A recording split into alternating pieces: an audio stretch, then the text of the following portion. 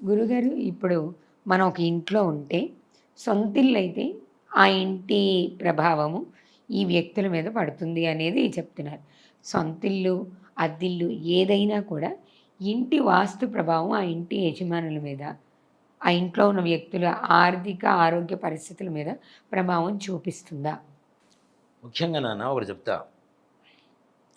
వాస్తు అంటే ఏంటి? ఇక్కడి నుంచి గాలి రావాలి, ఇక్కడి నుంచి వెలుతురు రావాలి, ఇక్కడి నుంచి గాలి బయటికి పోవాలి, ఇక్కడ ఈ వస్తువులు ఉండాలని చెప్పేది వాస్తు. వాస్తు. ఇక్కడ అవునా? తినాలి, ఇక్కడ పడుకోవాలి, ఇక్కడ పడుకోవాలి. వండుకోవాలి. సింపుల్గా అంటే కొంచెం మోటుగా ఉంటుంది మనం చెప్పే వాస్తు. అంటే బయట జనాలు ఒక మోటు వాస్తు ఒకటి ఉంది. ఈశాన్యం గంట, ఆగ్నేయం వంట, నైరుతి పంట, వాయువ్యం పెంట. అంటే బాత్రూమ్స్ అదే. కదా. ఆ స్థానాలు ఎందుకు పెట్టాలి అంటే ముఖ్యంగా నైరుతి నుంచి వచ్చేటువంటి గాలి మంచిది కాదు, క్లోజ్ చేసేస్తాం, దొంగలు పట్టడానికి అవకాశం లేకుండా ధనం ఒకచోట సేఫ్గా ఉంటుంది. వాయువ్యం నుంచి వచ్చేటువంటి గాలి ఏదైతే ఉంటుందో, మన దక్షిణం నుంచి వచ్చే గాలి ఉత్తరం వైపు పాకి బయటికి వెళ్ళిపోతుంటుంది. బాత్రూమ్స్ స్మెల్ లోపలికి రాకుండా ఉంటుంది. అవునా? ఆగ్నేయంలోనే వంట ఎందుకు చేయాలి? దక్షిణం వైపు వచ్చేటువంటి గాలి ఎక్కువగా నైరుతి నుంచి ఇటువైపు కొడుతుంది, కానీ ఆగ్నేయం వైపు నుంచి చాలా తక్కువ ఉంటుంది. చూడండి మీరు. అవును. సో అక్కడ మంట పెడతాం కాబట్టి ఆ మంట చోట ఎక్కువగా గాలి వచ్చేటువంటి అవకాశం ఉంటే ఫైర్ అవుతుంది, ప్రమాదాలు జరిగేటువంటి అగ్ని ప్రమాదాలు జరిగేటువంటి అవకాశం ఉంటుంది. కాబట్టి ఆగ్నేయంలో మంట పెడతాం. సైన్సే కదా. ఈశాన్యంలో గంట దేవుడు అనా, అందరికీ అన్ని స్థానాలు ఇచ్చిన తర్వాత ఈశాన్యం కనీసం దేవుడికి ఈశాన్యం అన్న ఇవ్వాలి కదా. ఈశాన్యం భగవత్ స్థానం అని చెప్పేది అందుకోసం, దేవతాస్థానం అని చెప్పేది అందుకోసం. ఇవి వాస్తు.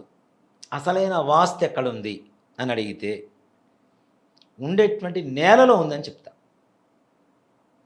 ఇప్పుడు నేను బాగున్నాను అనుకోండి అన్న, ఏ డ్రెస్ వేసినా బాగానే ఉంటా.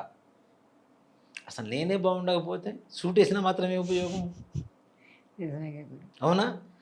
మనం ఎన్ని రకాల గోడల వాస్తు ప్రకారం, వాస్తుశాస్త్ర ప్రకారం కట్టుకున్నా భూమిలో శక్తి లేకపోతే, సారవంతమైనది కాకపోతే అన్నీ ప్రమాదాలే. ఇప్పుడు ఇది కూడా చాలా అవసరం అన్న. వాస్తు అనేది కూడా ఇప్పుడు చాలా అవసరం. కాకపోతే వాస్తు అనేది భూమిలో కూడా 3 రకాలు ఉంటాయి.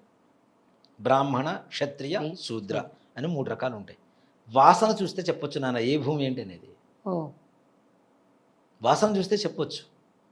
దాన్ని బట్టి నేను చాలామంది నన్ను అడుగుతుంటారు, వాస్తు చూడటానికి రావాలి, మా ఇంటికి రావాలి గురుగారు, మేము ఇల్లు తీసుకుంటున్నాం.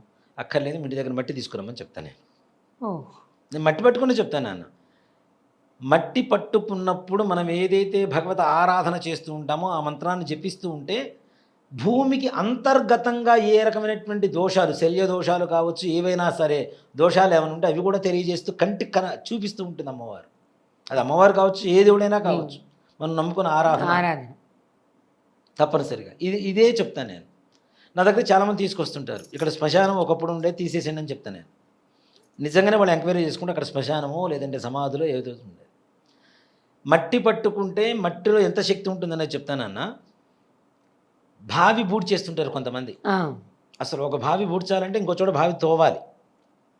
లోపల ఉండేటువంటి జలచరాలకి ఆవాసం తీసేస్తున్నాం కదా. చేపలు, తాబేళ్ళు, నానా రకాలు ఉంటాయి లోపల. వీటన్నిటికి ఆవాసం తీసేస్తున్నాం కదా. అది కూడా జంతు హత్యే కదా, జీవ హింసే కదా. అది కూడా పాపమే. ఇంటికి తప్పనిసరిగా పోటు తగులుతూనే ఉంటుంది ఏదో దెబ్బ. దాంతోపాటు వృక్ష వధ, చెట్లుంటే కొట్టేస్తున్నాం. చెట్ల మీద అనేక రకాలైనటువంటి పక్షులకు ఆవాసం చేసుకొని ఉంటాయి, వాటి ఆవాసాన్ని కూడా తీసేస్తున్నాం కదా.